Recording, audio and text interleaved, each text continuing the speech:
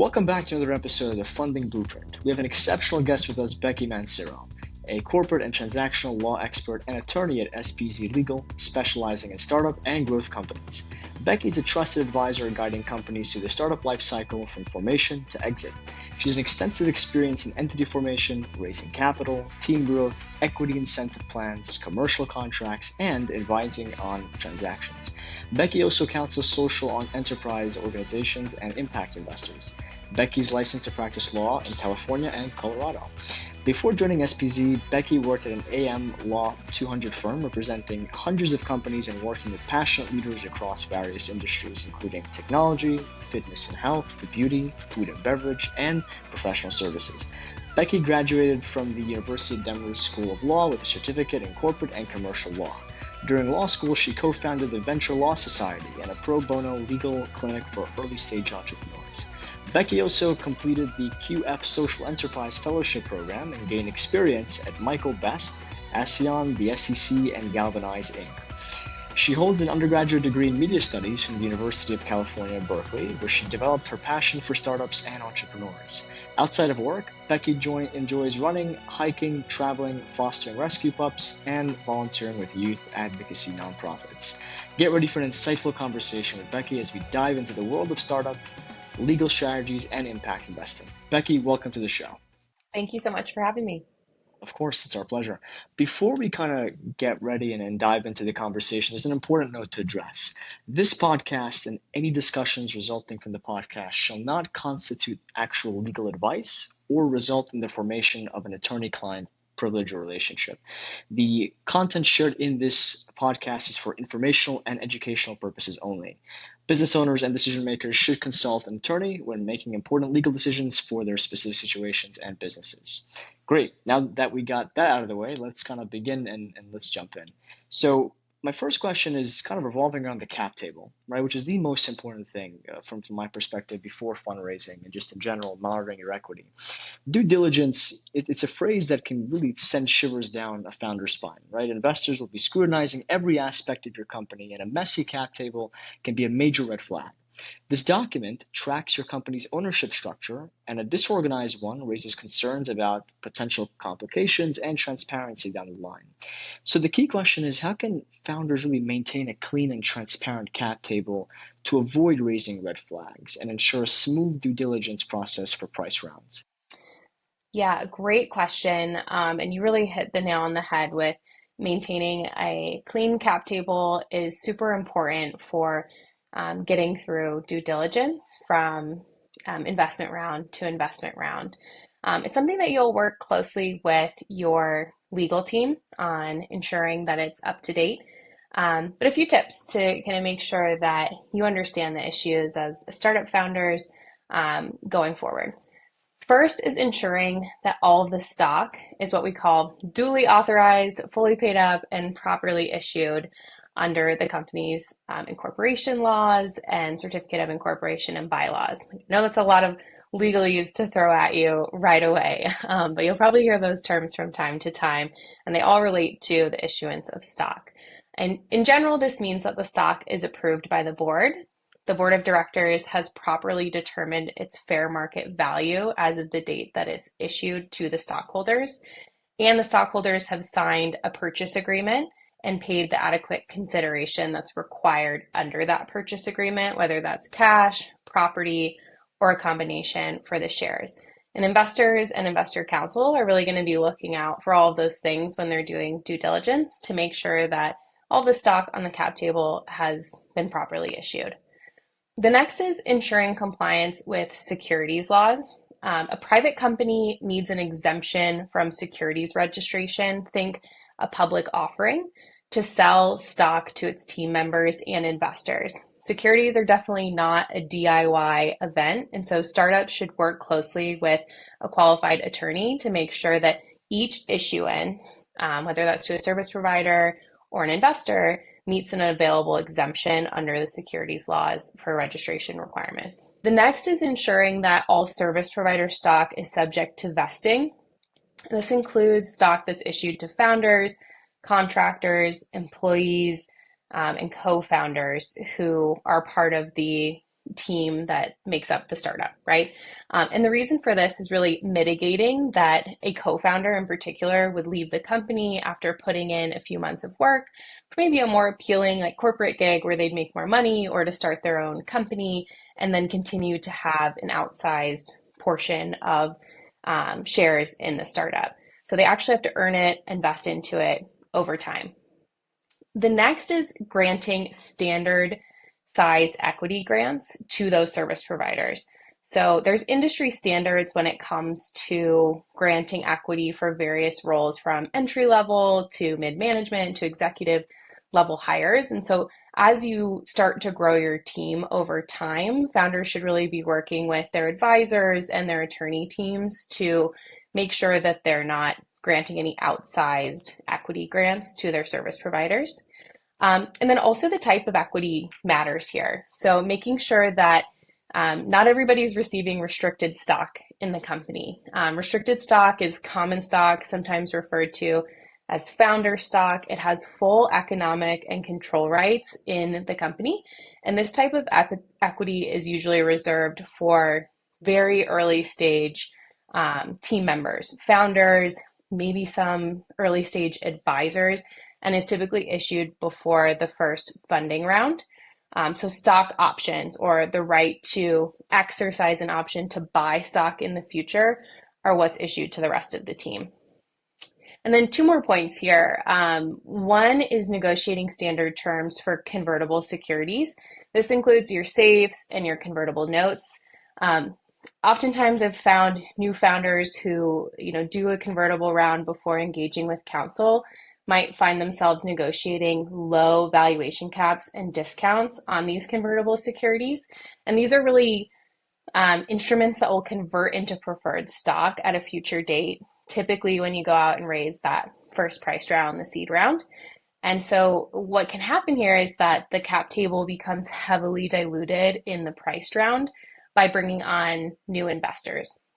And this can signal an experience for potential investors and can also be a red flag for the founding team if they're diluted by so much that they may not continue to be incentivized to grow the company. Last point on cap table hygiene is just using a cap table management platform. There's plenty of them out there. I think the most well-known one is Carta. And what this software platform does is just host and manage all of the company's stock issuances, equity incentive plans, convertible securities, and then even as you go into the price round, right, it's used for managing all of that information and issuing stock certificates to the stockholders. Most of the platforms will have access for like a freemium version for very early stage companies. And then that just helps you have everything organized in one place and get in the habit of regularly reviewing and updating the cap table to make sure that it's accurate and you're not kind of scrambling to clean up any loose ends before you receive a term sheet. Great points. Thanks for sharing. Another point to actually add on to piggyback what you said, another company out there called Cake Equity, which is an Australian-based company. I'm not sure if you heard about it, Becky, but Yes. Yeah, they're great. But very similar to Cardi. They're great. They really are great. We actually know the founder, Jason Atkins, and he has been a guest on our show as well. So shout out to Cake Equity. So let's kind of talk about taxes for a second.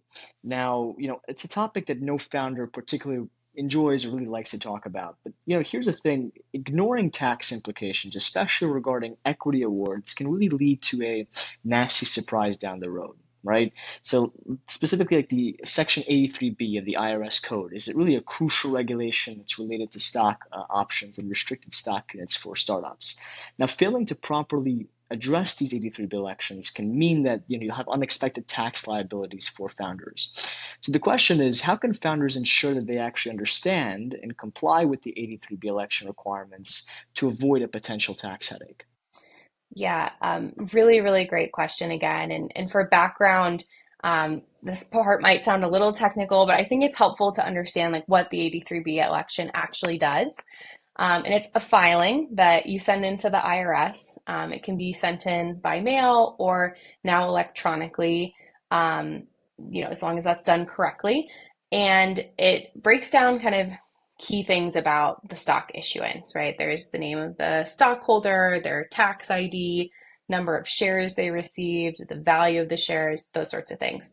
And what this filing does is it creates an election for that stockholder to pay ordinary income tax on the value of the stock on the date that restrictions such as vesting, anything that would create subject to forfeiture rights of that stock. For most companies and founders, that's vesting. Um, it allows you to pay ordinary income tax on the value of the stock on that date instead of paying taxes on the value of the stock as it vests over time. So generally, the date we're looking at from the get-go is the date of issuance. Whereas if you're vesting into your stock over 4 years, that stock can become extremely valuable as the company scales and raises outside funds. And that's where you get hit with the tax liability. And so really important for any founders, any stockholders who are receiving shares that are subject to forfeiture, for example, vesting, to consider making this 83B election and working with your tax advisors on that. Key thing to note here is that the 83B election must be filed within 30 days, no exceptions, from the date that the restriction of forfeiture is placed on the stock. So again, usually that's the date that you are issued the shares. And founders should work really closely with their legal team to ensure that those elections are properly filed and confirmations are received from the IRS. So there's no surprises down the line when investors are asking for this information during due diligence. Last thing to note here is that founders should also reevaluate whether any what we call protective 83B election filings are advisable when your shares become subject to revesting upon the closing of a financing round. It's really kind of fact dependent based on whether your shares were subject to vesting or not prior to the financing. But something to highlight that protective 83B filing can be really meaningful as you get to that financing round and start revesting your shares. Great points. Yeah, I actually recently learned about the 83B election not too long ago as well, and I kind of implemented it internally within my team. Is because it's a hidden gem. Not many startup founders actually know of its existence and believe the amazing benefits that it offers from a tax perspective. So 100%. I think that's awesome that you talked about that, is because we had many people that talked about it, but not necessarily integrating specific like the specific points, from a timing perspective, what they have to do. So that's great to touch upon some more clarity, which is awesome. I want to kind of tackle Yeah, it's all about technicalities. exactly. I want to tackle more about co-founders in particular. I know we briefly mentioned that earlier, but I want to kind of dig deeper into that. The startup journey isn't always, sunshine and rainbows. Sometimes co-founders decide to move on. And this can really be a complex situation. I've had many situations like this before in the past. So, especially when it comes to ownership and equity. Now, vesting schedules come into play here, right? Determining how much ownership and departing co-founder has earned. But there's really more to consider, right? There's potential buyouts and ensuring that there's a clean break for both parties. So the question is, when a co-founder actually decides to leave, what are some critical considerations for handling their departure? Yeah, we've actually seen a lot more co-founder departures happening kind of in, recent years. They happen for a variety of reasons, right? Sometimes it's co-founder disputes, medical issues, new kind of job opportunities or life opportunities, and sometimes even investor demands. As you bring money into the company, maybe investors and co-founders don't mesh as well, and there can be change in management as a result. Um, so it's super important when you're going through a co-founder departure to, again, work with your legal counsel to make sure, the strategy is vetted and depending on the situation, you feel good about kind of the strategy that you're going to take. But a few things to kind of keep in mind, right? One is to make sure that the company properly repurchases any unvested shares. So I think we'll maybe talk through vesting in more detail later on, but in concept, right? If you have 100% of your shares subject to vesting, and when a co-founder leaves the company, whether that's voluntarily or involuntarily, they vested into 25% of their shares and 75% remain subject to vesting. We have to actually go through a process of repurchasing those unvested shares. Typically, this just requires providing notice of repurchase for those unvested shares and actually paying the repurchase amount, which is typically whatever that founder paid for their stock, which is usually par value, a nominal amount. And then at that point in time, once those unvested shares are repurchased, they go back into the company's stock treasury for future kind of issuance if that ever happens, like if we bring on another co-founder, for example. And depending on the number of shares that have vested at the time of departure, you might evaluate whether to repurchase those vested shares for either a cash payment, debt, like a promissory note to repay over time, or a combination of those two things.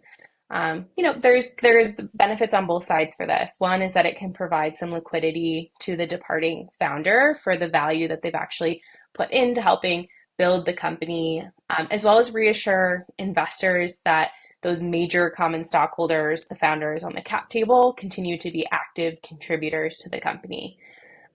Oftentimes, the vested amount is somewhat nominal. Sometimes it's material. So we really have to evaluate the situation and opt for whatever makes sense. Repurchase those shares or let them keep the shares and continue on the cap table as a minor stockholder in the company. The next thing is to enter into what we would call a separation and release agreement with the departing co-founder. So this is something that it's a contract between the company and that founder to release claims related to their service relationships, their employment with the company, as well as their stockholder relationship with the company up until the date of departure. And so investors really look out for this when co-founder departures happen. As part of due diligence, they're looking for separation agreements when they know there's been a departed founder. And the reason for that is to kind of provide risk mitigation that person could come out of the woodwork when the company is more highly valuable and assert a claim that could be damaging to the company's reputation and potentially profitability or bank account. And then next is making sure that the co-founder signs a valid intellectual property assignment agreement. Sometimes these are referred to as CIIAAs or PIPAs. They have many nicknames, but really this is an agreement between a service provider and a company to assign the intellectual property and inventions that they create as part of their relationship with the company. Ideally, this is signed at the start of the service relationship, so it isn't a concern when they're leaving the company, thus giving them a lot of leverage in that event. So just making sure that agreement is in place and the company can continue to use the intellectual property that person created during their time with the company. Two more things here. Lots to think about, right, when a co-founder leaves. The next is making sure that if they're an officer or director of the company, that they formally resign from those positions. So just a simple resignation letter that takes them out of those positions so there's no kind of issues with removing them down the line or questioning whether they're still filling those roles after they've left the company. And then lastly, ideally there's some sort of process to collect company data and property, such as a company laptop, from that departing founder in order to mitigate risk that they might, access that information or use it later on to build a competitive startup. So yeah, all things taken into consideration. If we have a, ideal co-founder departure, we're checking through that list and trying to get all of those things handled.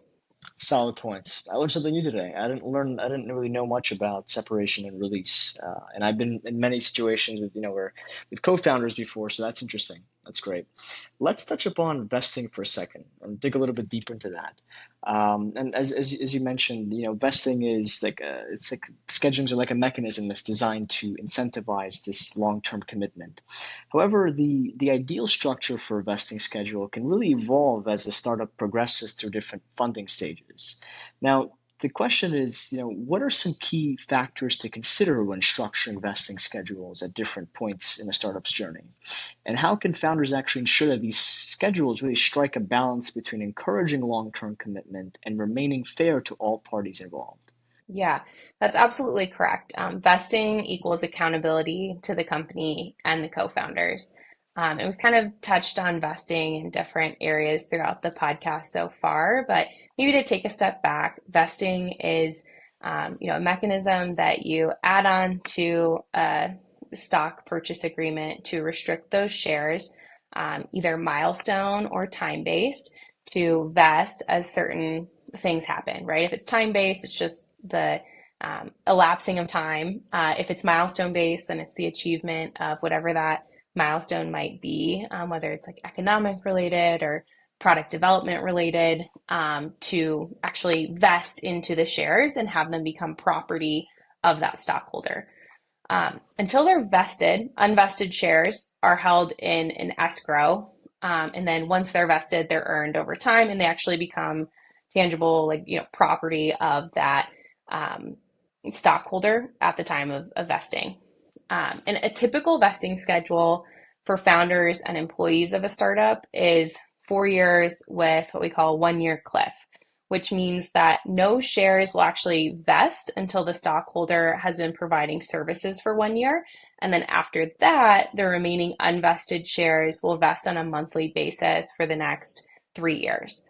That's usually how we start out. But as things evolve, especially as we go through funding rounds, investors may require that founders start revesting into some vested stock. So even if you've hit that 1 year cliff, maybe you've been working on the startup for 2 years, and at that point you're vested into 50% of your equity, investors may require that you start revesting into some of that stock to continue to incentivize the founders after the funding round to build the company and remain on the team for a longer period of time.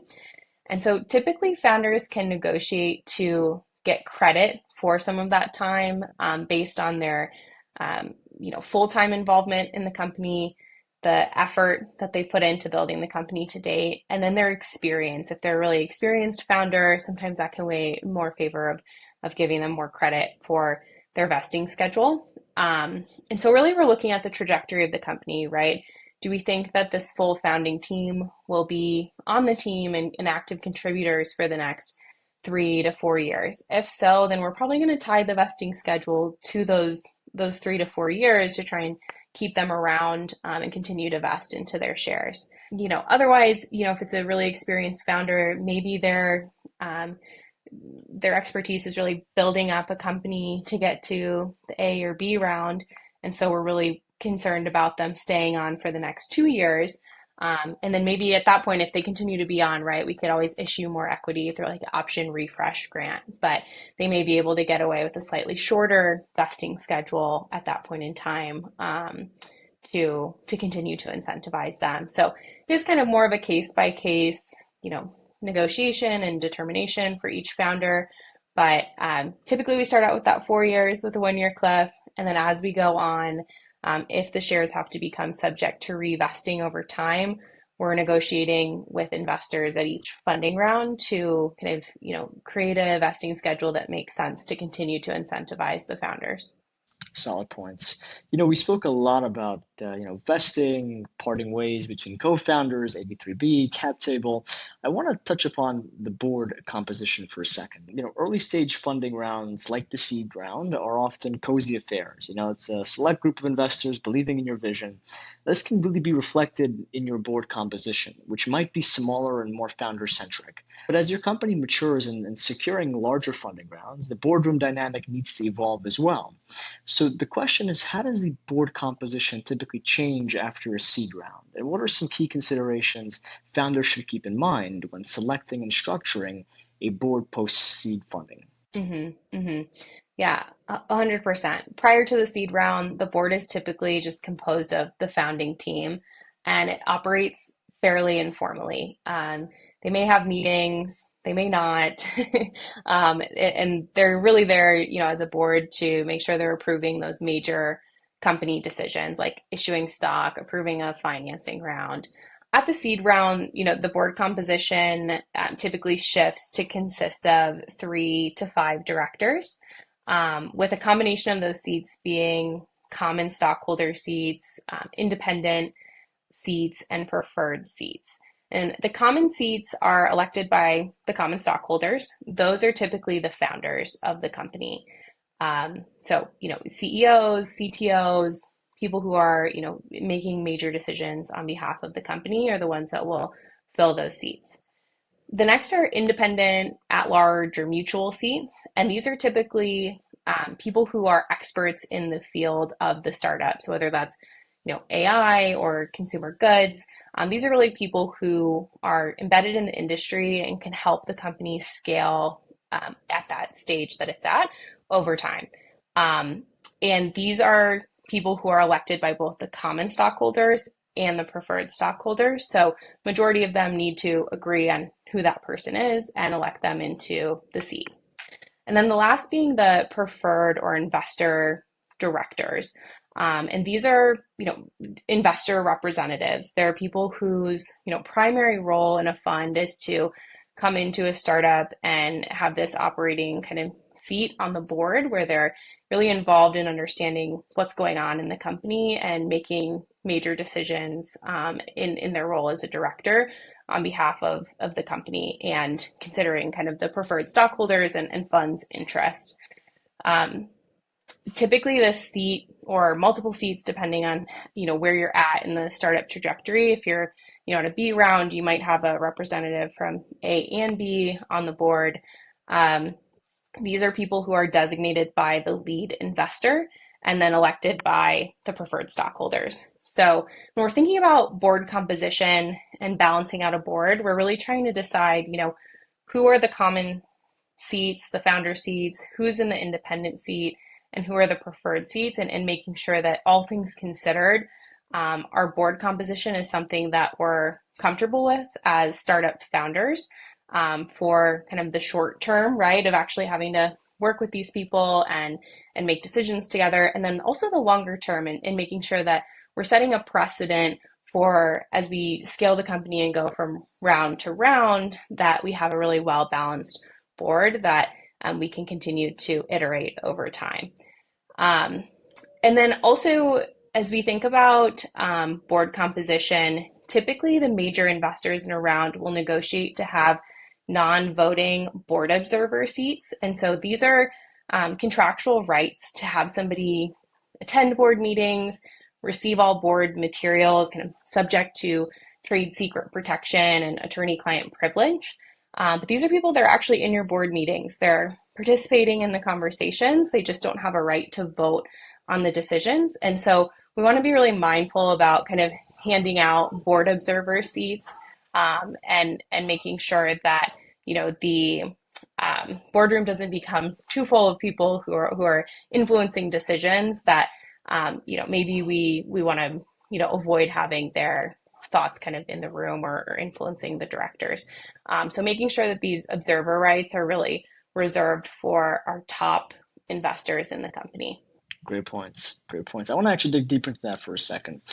Imagine your startup as a race car, right? In the early stages, it's all about constant tweaks and adjustments, frequent pit stops, if you will.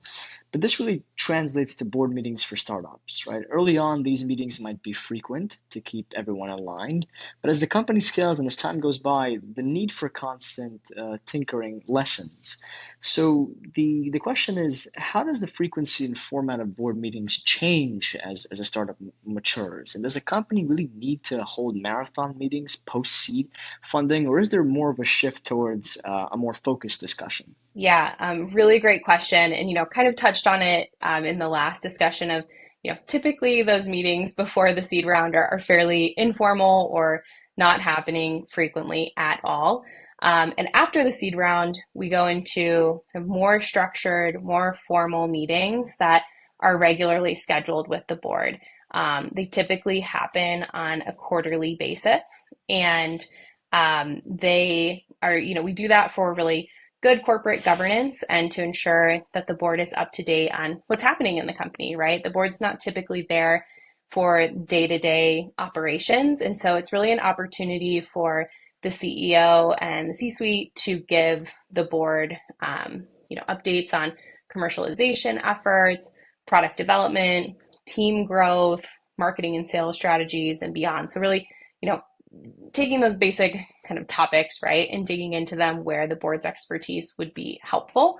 So to your point about marathon meetings, right, do we just kind of go through each of those things and give brief updates, or should we really be digging in to think about, how can we best use the board's time to address, opportunities and threats that the company is facing as we think about, scaling in all of those areas. And so, I really encourage my clients to come up with a format that, is at least a basic structure that you can work on. And as you start preparing for your board meetings, you're thinking about, touching on these different aspects of the company, right? As I kind of mentioned, those 5 top areas. But then from there, thinking about how can you give like a brief update, right? But then really use the rest of the time to have a in-depth discussion about, what issues or opportunities the company is facing, and seek feedback from the board on how to move forward with any given kind of topic, right? For example, if you're releasing a new product, right, making sure the CEO is kind of giving that general update, but probably have the CTO in the room as well for the portion of that board meeting, and have them there to answer kind of technical questions or go over, ideas on kind of customer acquisition for this new product, and really leverage the board for their expertise to help, the company figure out how to best go about releasing that product to the public. And then during these regular board meetings, founders should really use that time to also approve board level decisions, such as granting stock options to team members. It's a routine thing to do, but it helps optimize the board's time so that you're not trying to send out DocuSigns for board consents in between meetings to get these types of approvals handled.